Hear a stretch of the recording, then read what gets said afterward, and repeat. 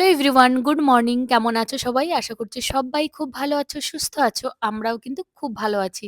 জানো তো, এইরকম একটা বিপদে পড়বো আমরা কখনো কল্পনাও করতে পারিনি। শেষমেশ তো না খেয়ে আমার প্রাণ যায় অবস্থা। শুধু আমার নয়, আমার সঙ্গে দুটো বাচ্চা রয়েছে, তাদেরও খুব খারাপ অবস্থায় পড়েছিলাম।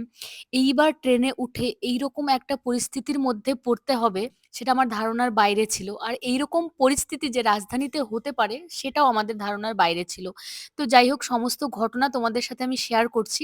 তোমরা ভিডিওটা লাস্ট পর্যন্ত দেখতে থাকো। তো আগে এই বিষয়টা জানাই যে আমরা কোথায় যাচ্ছিলাম। আমরা কিন্তু বাড়ি যাচ্ছিলাম। হঠাৎ করেই আমাদের বাড়ি যাওয়ার একটা প্ল্যানিং হলো, শুধুমাত্র 5 দিনের জন্য। তো আমরা কিন্তু সমস্ত প্যাকিং ঝটফট কমপ্লিট করে নিয়েছি। মাম্মাম গেছিল স্কুলে, কারণ ওর ছিল পরীক্ষা, যেটা ওই 2 মাস অন্তর অন্তর পরীক্ষা হয়, সেই পরীক্ষাটা। কিন্তু ওর ফাইনাল পরীক্ষা এখনো হয়নি, তার জন্যই কিন্তু আমরা জাস্ট 5 দিনের ছুটি নিয়ে বাড়িতে গেছিলাম, কারণ আমাদের বাড়িতে ছিল অনুষ্ঠান। আর সেই অনুষ্ঠান অ্যাটেন্ড করার জন্যই কিন্তু আমরা শুধুমাত্র 5 দিনের ছুটি নিয়ে গিয়েছিলাম। আর এই ছুটিতেই হয়েছিল আমাদের সাথে এত বড় একটা সমস্যা।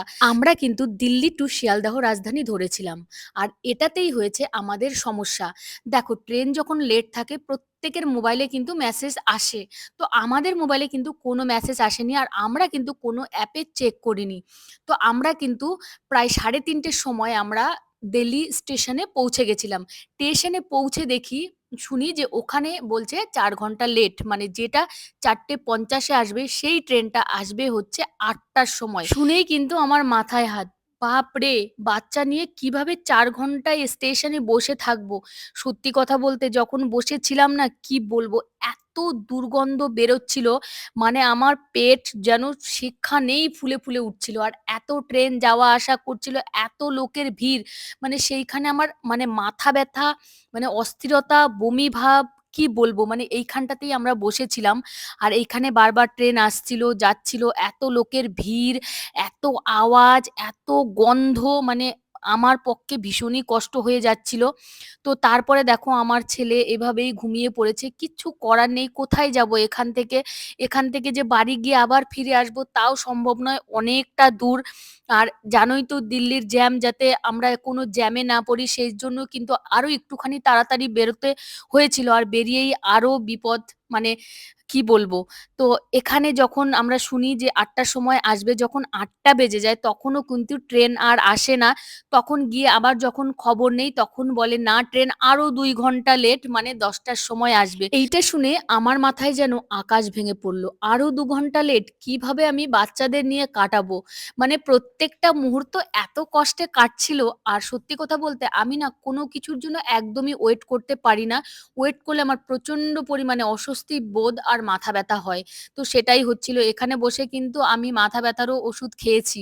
আর আমার মাথা ব্যথা হলে কিন্তু ভয়ঙ্কর পরিস্থিতি হয়। তো তোমরা দেখলে, একটা দিভাইয়ের সঙ্গে আমি কথা বলছিলাম। দিভাই আমার ভিডিও দেখে, আমাকে চেনে, তাই আমার সাথে কথা বলছিল। আর দিভাই কিন্তু বাঙালি, সেম ট্রেনে যাচ্ছে হচ্ছে শিয়ালদাহ। তো একসাথেই যাচ্ছি, একই ট্রেনে। ওদের বগি ছিল হচ্ছে 11, আমাদের ছিল 10। তো আমরা কিন্তু পাশাপাশি ছিলাম, সেম ট্রেন, সেম পরিস্থিতি হয়েছে আমাদের আর দিদিভাইয়ের। দিদিভাইরাও বুঝতে পারেনি দিদিভাইটার ট্রেন এইরকম লেট ছিল, আর এখানে এসেই এইরকম পরিস্থিতি হয়েছে। তো ফাইনালি আমাদের ট্রেন দিয়েছে, এখন বাজে 10টা। তো ট্রেনটা যখনই ঢুকছিল তখনই একটুখানি স্বস্তির নিঃশ্বাস হলো। তো ট্রেনে উঠে দেখো, আমরা বেডটা ঠিক করে নিয়েছিলাম, আর তারপরে কিন্তু আমাদের খাবার দিয়ে গেছিল। আর আমার ছেলে কিন্তু ভীষণ ক্ষুধার্ত, দেখতে পাচ্ছ যে খাওয়ার জন্য ও নিজে নিজেই প্যাকিং গুলো খুলতে শুরু করে দিয়েছে। তো যাই হোক, আমাদের কিন্তু খাওয়া দাওয়া কমপ্লিট হয়ে গেছিল, তারপর কিন্তু শুয়ে পড়েছিলাম। আর এই দিকটা দেখো, এখন বাজে 10:30, দেখতে পাচ্ছ আর কতটা কুয়াশা ছিল। তো ঘুম থেকে উঠে দেখি ট্রেন আরো 6 ঘন্টা লেট, মানে টোটালি 12 ঘন্টা লেট হয়েছে। আর এখনো আমরা লখনৌতে পৌঁছাতে পারিনি।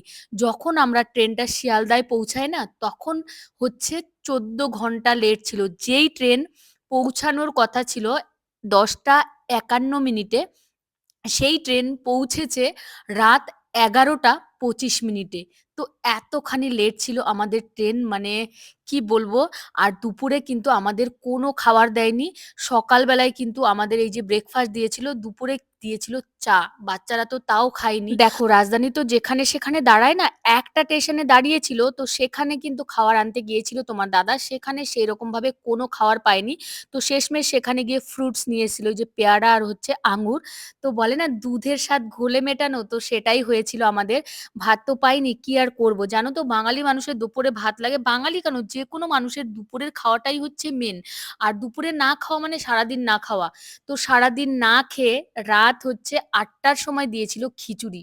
যাও খিচুড়ির পরিস্থিতি দেখলে তোমাদের আরো কান্না পাবে। এই যে দেখো খিচুড়ি তো নয়, যেন সেই কি বলবো, ঝোল ঝোল ডাল ভাত এইরকম একটা মানে দিয়েছিল। তো আমার মেয়ে আর আমার বর তো এসব কিছুই খায়নি। আর আমি খিচুড়ি খুব পছন্দ করি, তার জন্য একটুখানি তাও খেয়েছিলাম। এত বিচ্ছিরি খেতে হয়েছিল কি আর বলবো। পাশে কয়েকটা ছেলে ছিল, আমাকে জিজ্ঞেস করছে দিদি খিচুড়িটা কেমন হয়েছে। আমি মুখটা এমন করেছিলাম যে তারা এমনিতেই বুঝে নিয়েছে খিচুড়ি কেমন হয়েছে। দেখো এমন একটা পরিস্থিতি হয়েছিল যে টাকা থাকলেই কিন্তু সবকিছু হয় না। এখানে কিন্তু টাকা ছিল কিন্তু তবুও খাওয়ার পাইনি। তো আমাদের তো টিকিটে খাওয়ার ইনক্লুড ছিল, সেই জন্য কিন্তু আমরা কোনো খাবার সেরকম ভাবে আনিনি। আমার ছেলের জন্য একটুখানি পায়েস রান্না করে নিয়ে এসেছিলাম। তো সেটাই আমার ছেলেকে খাইয়েছি। তো যাই হোক দেখো ফাইনালি আমরা কিন্তু শিয়ালদাহে পৌঁছে গেছি। এখন বাজে ঘড়িতে ওই হচ্ছে ১১টা ২৫ বা ৩৫, যাই হোক আমি ঘড়িটা ঠিক মতো দেখিনি তাই টাইমটা বলতে পারছি না। তো তারপর দেখো আমরা নেমে গেছি আর এমন টাইমে পৌঁছেছি যে আমাদের ওইদিকের লোকাল কিন্তু এখন আর চলছে না। সেই কারণে আমাদের কিন্তু গাড়ি বুকিং করতে হয়েছে। তো যাই হোক গাড়ি চলে এসেছে, এবার কিন্তু আমরা গাড়িতে সমস্ত মালপত্র তুলে নিচ্ছি। আর এখন দেখো ঘড়িতে কটা বাজে, এই দেখো শিয়ালদা স্টেশনে নেমে গেছি।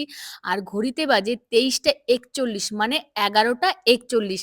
বাড়ি পৌঁছাতে পৌঁছাতে আমাদের কিন্তু প্রায় ২:৩০ বেজে গেছে এখান থেকে। তো যাই হোক এবারে আমরা গাড়িতে বসে পড়েছি আর এই যে কিন্তু আমরা ফাইনালি মানে পৌঁছে গেছি। তারপরে কিন্তু আমি কোনো ভিডিও করতে পারিনি। আমার এত মানে মাথা ঘুরছিল আর এতটাই অস্বস্তি বোধ হচ্ছিল যে আমি ভিডিও কি করব? নিজে পৌঁছাতে পারবো কিনা সেটাই ভাবছিলাম।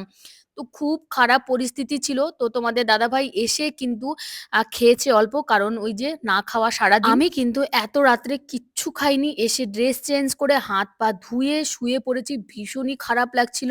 আর তোমাদের দাদাভাইরা কিন্তু খেতে গেছিল। আর আমার মেয়েও সঙ্গে খেয়েছে, ছেলেও অল্প খেয়েছে। আমি কিন্তু কিছু খাইনি আর আমার এমন পরিস্থিতিই ছিল না। এতটা মাথা ঘুরছিল, স্নান নেই, খাওয়া নেই, ভীষণ খারাপ পরিস্থিতি। মানে কি আর বলবো? তো যাই হোক তারপরে দেখো এখন হচ্ছে পরের দিন সকাল, বাড়িতে আত্মীয়-কুটুম ভর্তি হয়ে গেছে। আমি এখনো শুয়ে আছি। কারণ মাথা প্রচন্ড ভারী হয়ে আছে, ওঠার একদমই ইচ্ছা করছে না। তো যাই হোক তারপর তোমার দাদাভাইকে ডাকলাম, সেও উঠে পড়েছে। এই যে বললাম যে ওঠো, বাড়িতে লোকজন চলে এসেছে, বাড়িতে অনুষ্ঠান শুরু হয়ে গেছে। তো যাই হোক সমস্ত পরিস্থিতি কিন্তু তোমাদের সাথে শেয়ার করলাম। আর এইরকম পরিস্থিতি কিন্তু আমি প্রায় ১১ বছর ধরে ট্রেনে যাতায়াত করছি, কখনোই হয়নি। তো বাই, সবাই ভালো থেকো, সুস্থ থেকো।